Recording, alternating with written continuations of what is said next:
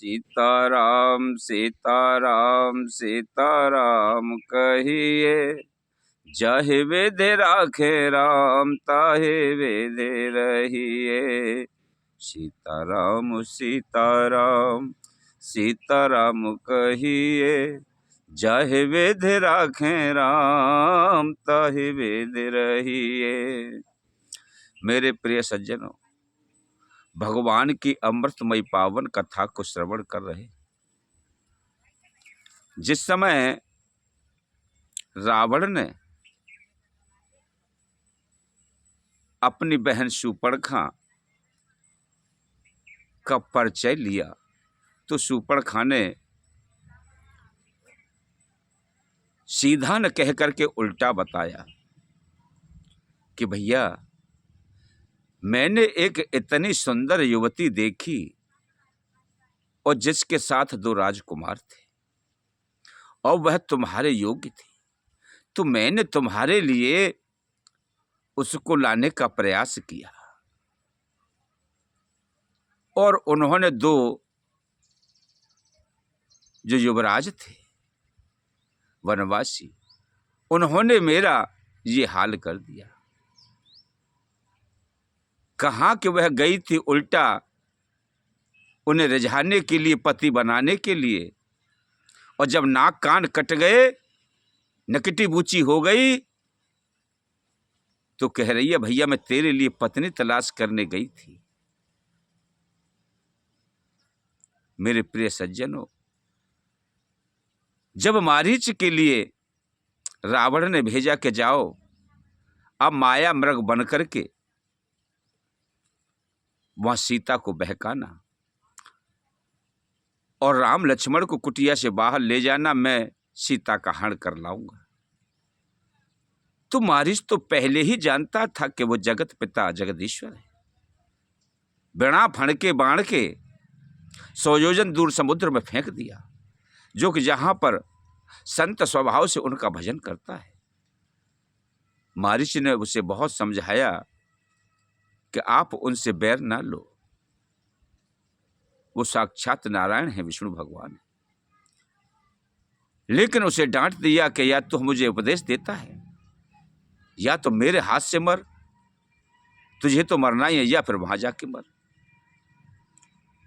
तो मारीच ने फैसला किया कि क्यों ना मैं प्रभु श्री राम के हाथों मारूं। जब उनके हाथों से मर जाऊंगा तो मोक्ष को प्राप्त होऊंगा। इस दुष्ट के हाथों से मरना तो मेरे लिए नरक का आगामी बन जाऊंगा। तो मारीच वहां पहुंचा माया मृग बन करके।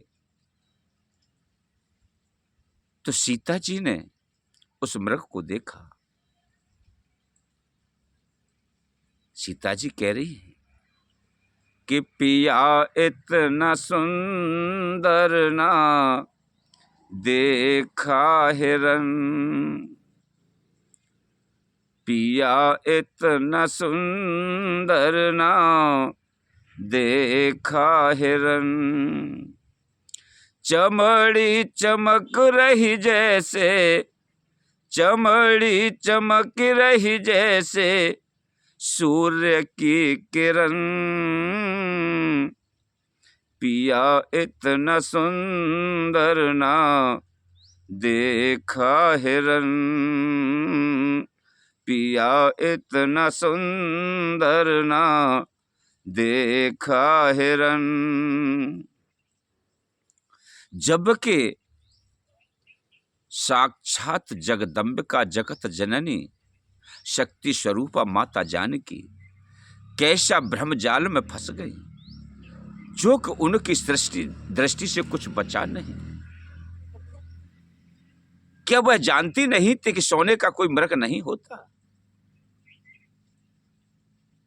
लेकिन सब कुछ जानते हुए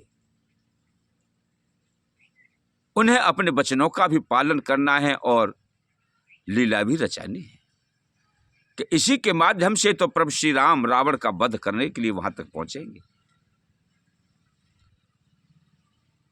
राम से कहा कि हे प्रियतम, मुझे इस सुंदर मृग की मृग छाला लाओ, मैं इसके चरम पर बैठ करके भजन करूंगी।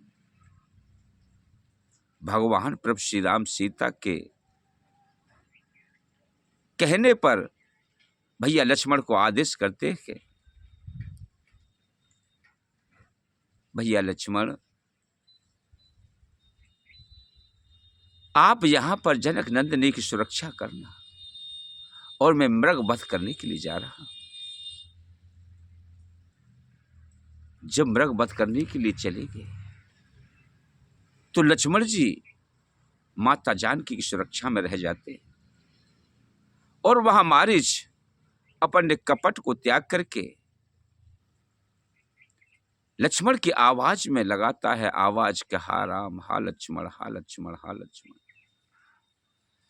सीता जी के कर्णों में इस प्रकार की ध्वनि आई और वह विचलित हो गई और लक्ष्मण से कहा कि जल्दी जाओ लखन, करो मत बिल्कुल देरी है। मम प्राणनाथ की जान आज दुष्टों ने घेरी है। जल्दी जाओ लखन, करो मत बिल्कुल देरी है। मम प्राणनाथ की जान आज दुष्टों ने घेरी है। हे लक्ष्मण, जल्दी जाओ, तुम्हारे भ्राता पर संकट है। लक्ष्मण जी ने धनुष उठाया और कहा कि माँ, भैया ने मुझे यहाँ आपकी सुरक्षा के लिए छोड़ा है, मैं कैसे जाऊं? अरे जाते हो कि नहीं, कि आप चाहते हो कि भैया मर जाएं तो मैं उनकी पत्नी पर अधिकार जमा लूं? मुझे इस दाल में काला लगता है। उन्होंने इस प्रकार के लांछन दिए। लक्ष्मण जी घबरा गए और कहने लगे, माँ मैं जाता हूं, मगर ध्यान रखना। अरे सुन माँ जनक दुलारी, मैं आन लगाऊं न्यारी। इस पार कभी मत आना, और अगर उल्लंघन किया पड़ेगा भारी कष्ट उठाना। सुन माँ जनक दुलारी, मैं आन लगाऊं न्यारी। इस पार कभी मत आना, और अगर उल्लंघन किया पड़ेगा भारी कष्ट उठाना। सुन माँ जनक दुलारी। अरे जो दानव इस लखन आन का कुछ अपमान करेगा, और यहीं भस्म हो जाए अभागा, और बिन मौत मरेगा। हाँ मरेगा, हाँ मरेगा। और इस रेखा से बाहर ना तुम एक भी कदम बढ़ाना, और अगर उल्लंघन किया पड़ेगा भारी कष्ट उठाना। सुन माँ जनक दुलारी, मैं आन लगाऊं न्यारी। इस पार कभी मत आना, और अगर उल्लंघन किया पड़ेगा भारी कष्ट उठाना। सुन माँ जनक दुलारी। हे माँ, मैंने यह लक्ष्मण रेखा खींच दी है, इसके पार मत जाना, क्योंकि जो दैत्य इसका उल्लंघन करेगा वो जल करके यही भस्म हो जाएगा। लक्ष्मण जी चले जाते हैं। उधर वह बहरूपिया रावण, देखिए, महात्मा का वेश धर करके आ जाता है। मेरे प्रिय सज्जनों, ये महात्मा एक ऐसी चीज है कि जिस पर प्रत्येक विश्व विश्वास कर लेता है। ये इतना सरल स्वभावी होता है, इतना मधुर भाषी होता है, इतना संयमी होता है, इतना गुणवान होता है, इतना तेजवान होता है कि इसको कोई भी साधारण दृष्टि से नहीं देखता, इसे परमात्मा की दृष्टि से ही देखते हैं।